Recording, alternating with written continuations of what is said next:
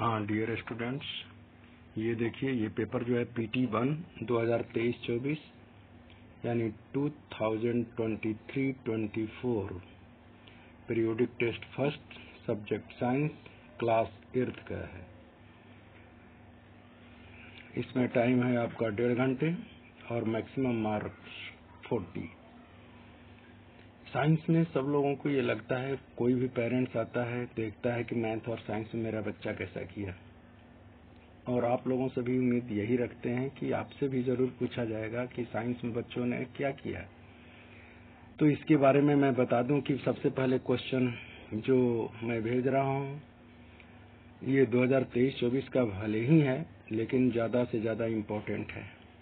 इसलिए मैं ये नहीं कहूँगा कि आप सारे लेसन जो बताए हैं टीचर उसको ना पढ़ें, पर इसको जरूर देख ले पहले।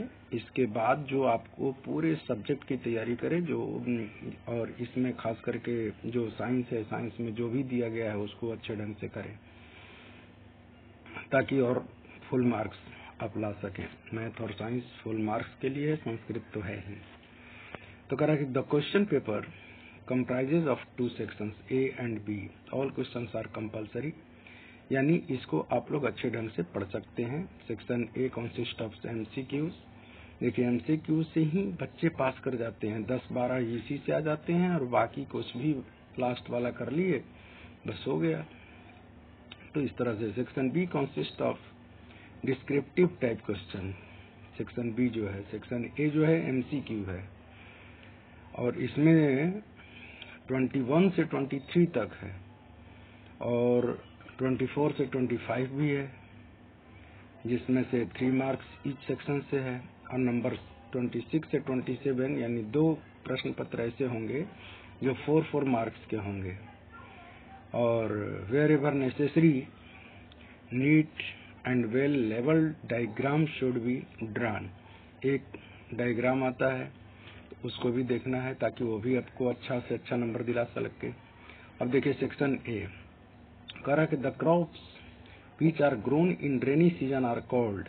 उसको क्या कहते हैं, तो उसको क्या कहते हैं मैं बता देता हूं आपको कि उसको क्या कहते हैं।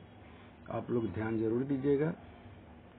उसको क्या कहते हैं, रबी क्रॉप, नीचे दिया हुआ है सीजनल क्रॉप, क्लाइमेट क्रॉप या खरीफ क्रॉप।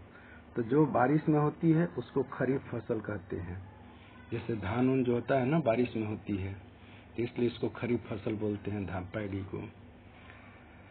सेकंड क्वेश्चन देखें, the process of loosening and turning of soil is called.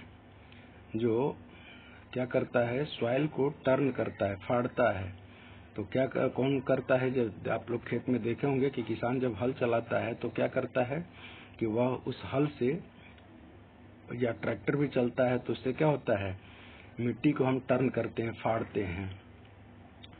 तो टाइलिंग एंड प्लाविंग हो जाएगा। इसका आंसर क्या हो जाएगा, टाइलिंग एंड प्लाविंग यानी सी। इसके बाद देखिए question number 3, diseases like polio and chickenpox are caused by. किसके द्वारा ये सब होता है? चिकन पॉक्स या पोलियो, ये सब वायरस के कारण होता है। तो ये वायरस का ध्यान रखेंगे, सी इसका भी आंसर है। इसके बाद है some medicine obtained from microorganisms are applied to kill or stop the growth of the disease causing microorganism. Such medicines are called, उसको क्या कहेंगे? तो एंटीबायोटिक्स इसका आंसर होगा। The process of conversion of sugar into alcohol by yeast is called, उसको हम कहते हैं फर्मेंटेशन। शुगर को अगर अल्कोहल में ईस्ट के द्वारा किया जाए तो उसको हम फर्मेंटेशन बोलते हैं। तो ये हो जाएगा आंसर, फर्मेंटेशन। नेक्स्ट क्वेश्चन देखिए, ए फोर्स कैन। फोर्स क्या करता है? तो ये सारी चीजें करता है। Change the direction of a moving body, change the state of the rest of the uniform motion of a body, change the shapes of a body, यानी ऑल ऑफ द अबव हो जाएगा, इसमें सारी चीजें करता है ये फोर्स। अब कह रहा कि force per unit area is called, किसी एरिया पर लगते हुए बल को क्या कहते हैं, दाब कहते हैं, यानी प्रेशर कहते हैं उसको। Which among the following will exert maximum pressure when pushed with the same amount of force? तो उसको कहते हैं कि a sharpened pencil tip। इसके बाद है when we press the bulb of a dropper with a nozzle kept in water, air in the dropper is seen to escape in the form of a bubbles. Once we release the pressure on the bulb, water gets filled in the dropper. The rise of water in the dropper is due to, अब इसका कारण क्या हो सकता है, इसका due to the pressure of water हो सकता है। बच्चों आप लोग अपने से भी देखिएगा, मैं आंसर दे रहा हूँ, सही है कि गलत है आप लोग खुद देखेंगे। मेरे हिसाब से तो सही है, लेकिन आप लोग जरूर बुक से मिलाइएगा। अब देखिए question number 10, CNG is the abbreviation form of, CNG का एब्रिविएशन फॉर्म क्या होता है, तो कंप्रेस्ड नेचुरल गैस। ये बहुत इंपॉर्टेंट है, कई बार आता है, इसलिए इसको जरूर देख लीजिए और याद भी कर लें। सीएनजी का full form, the slow process of the conversion of dead vegetation into coal called, उसको क्या कहते हैं, तो कार्बोनिजेशन। इसके बाद to reduce fuel consumption in automobile one should, अब कोई गाड़ी चलाता है, अब सोचता है कि थोड़ा फ्यूल को रिड्यूस करे, बचा लें, तो उसको कंजप्शन करने के लिए क्या कारण हो सकता है, तो इसका आंसर होगा D, ensure proper maintenance of the vehicle. Vehicle को अगर प्रॉपर मेंटेनेंस रखेंगे तो आपके बचते रहेंगे ये सब। तो इस तरह से ये हुआ। अब ये जो है ये question number 13 to 20 contains 4 sub parts each. You are expected to answer them on the basis of your understanding of the content given. अब देखिए कंटेंट दिया हुआ है, इस कंटेंट के आधार पर आपको आंसर देना है।